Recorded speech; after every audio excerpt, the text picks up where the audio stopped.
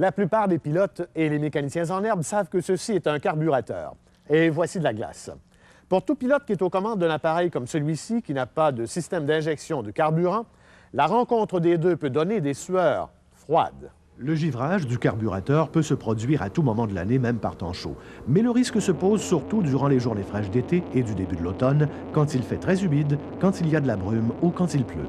L'effet Venturi abaisse considérablement la température de l'air dans le carburateur. C'est ce qui fait geler la vapeur d'eau présente dans l'air et on peut, si l'on ne fait rien, provoquer l'arrêt du moteur. Le premier signe de givrage du carburateur peut être une légère baisse du régime du moteur ou une perte de pression d'admission. On fait fondre la glace du carburateur en y envoyant de l'air chaud provenant de l'échappement. On retrouvera la pleine puissance après un certain temps, mais il pourrait être nécessaire de rectifier le mélange pour obtenir un meilleur rendement du moteur. Si le carburateur avait déjà commencé à givrer, la mise en marche du réchauffage entraînera probablement au début une perte supplémentaire de puissance, puisque le moteur aspire l'eau de la glace qui fond. Soyez patient et donnez à la glace le temps de fondre. La puissance devrait revenir en 1 minute environ. Si l'on arrête le réchauffage avant que toute la glace n'ait été dégagée, le moteur risque de caler complètement. Et puisque l'échappement sera froid, on risque de ne pas avoir la chaleur nécessaire pour faire fondre la glace et redémarrer le moteur.